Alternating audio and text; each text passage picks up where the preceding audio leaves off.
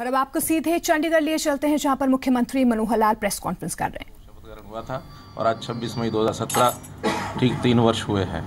तो इस अवसर पर मैं आप सबको बहुत बहुत बधाई देता हूं, बहुत बहुत शुभकामनाएं देता हूं और पूरे देश की जनता आज हमारे साथ 3 वर्ष की चर्चाएं इस प्रकार से कर रही है। बहुत बहुत शुभकामनाएं। जहां तक सिंगापुर हांगकांग का मेरा दौरा है, अब एक जानकारी मुझे अभी भी दी गई है, आप लोग उसको कंफर्म करेंगे कि नहीं करेंगे मुझे मालूम नहीं, कि पहले कभी कोई मुख्यमंत्री हरियाणा का सिंगापुर या हांगकांग दौरे पर गया कि नहीं गया, कोई है? नहीं गया। ऐसा मुझे चलते चलते एक जानकारी दी गई कि कभी भी कोई मुख्यमंत्री ऐसा गया नहीं है। लेकिन मानो अगर ऐसा है तो मैं पहली बार वहाँ गया हूँ और मुझे हरियाणा के वहाँ के जो लोग हैं, हरियाणा से संबंध रखने वाले या भारत से संबंध रखने वाले जो कुछ लोग और मिले, क्योंकि मुख्य रूप से हमने हरियाणा के रहने वाले लोगों को ही बुलाया, तो उन लोगों में इतना उत्साह है हरियाणा को लेकर के, और यहाँ निवेश करने के नाते भी बहुत इच्छुक हैं और पहले से भी सिंगापुर के बहुत लोग यहाँ पर निवेश किए हुए हैं, उनकी संख्या भी बड़ी मात्रा में यहाँ है। तो ऐसा इस 3 दिन का समझो वहाँ का जो दौरा था, इस 3 दिन के अवसर के ऊपर हमने बहुत से लोगों से वहाँ मिलना जुलना किया। वहाँ के जो उद्यमी हैं उनमें हरियाणा के अंदर जो निवेश है उसकी संभावनाएं कितनी हैं, इसको हमने उनको बताया और उन्होंने उसमें सहमति जताई है। सिंगापुर के जो प्रतिष्ठित व्यवसायी हैं उसमें भारतीय मूल के लोगों के अलावा उसमें China light and power, Everstone logistic, Pratt and Whitney, ये कंपनियां, इनसे बातचीत हुई। असेंडास सिंगब्रिज, सुरबाना जुरोंग, हाईफ्लक्स, इन के साथ भी मीटिंग्स हुई है। 3 मीटिंग्स निवेशकों के साथ हुई और 2 अलग से राउंड टेबल कॉन्फ्रेंसेस भी हुई है। सिंगापुर हांगकांग में 2 रोड शो, जिसमें 100 से अधिक लोगों ने भाग लिया है। 10 लोगों से हमारी 1-to-1 मीटिंग भी हुई। कुछ लोगों के तो पहले से हमारे जो MOU हुए हुए हैं उनकी बातचीत चल रही है, जैसे CFLD है, वांडा ग्रुप है और भी इस प्रकार के कई ग्रुप्स हैं जिनके साथ हमारी 1-to-1 मीटिंग हुई है। प्रमुख जो क्षेत्र हैं जिनके संबंध में हमने जो अपनी आवश्यकताएं यहाँ की बताई हैं और उन लोगों ने जो इंटरेस्ट दिखाया है, उसमें infrastructure, transport, smart cities, education and skill development, नवीनीकरणीय ऊर्जा, लॉजिस्टिक और वेयरहाउसिंग, बायोटेक्नोलॉजी, फार्मास्यूटिकल, एरोस्पेस और प्रतिरक्षा, वेलनेस परियोजनाएं, बिजली संप्रेषण और वितरण और सस्ते आवास अर्थात हाउसिंग फॉर ऑल, जो हमारी ये जो विषय चल रहा है उसके आधार पर भी हमने उनसे सबसे बातचीत की है। 5 MOU हुए हैं।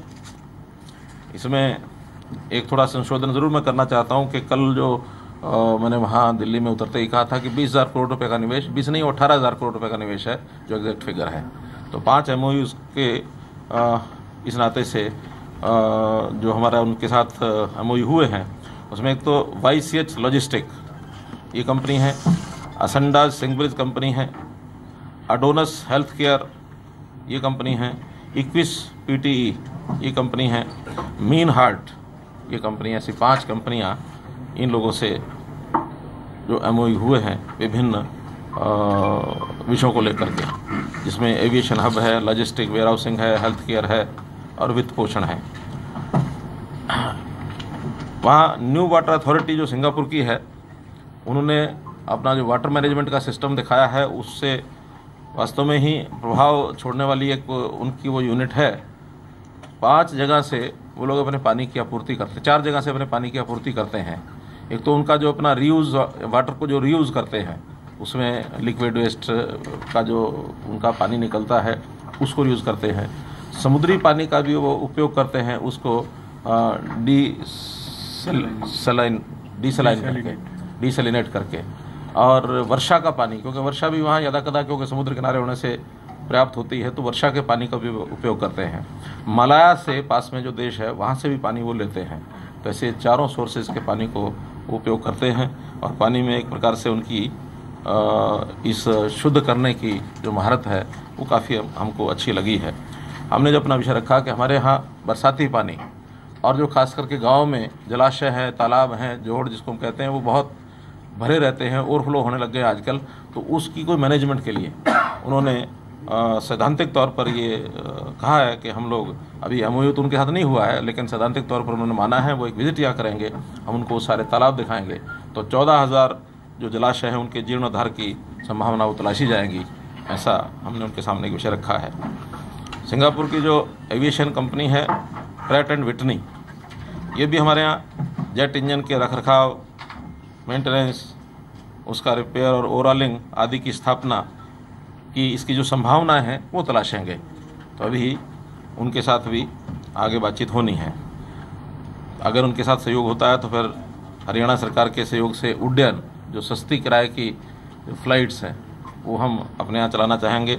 स्मार्ट सिटीज़ और इसी प्रकार की दक्षता विकास यानी कौशल डेवलपमेंट के जो सेंटर्स हैं वो उनके साथ मिल करके हम लोग चलाएंगे।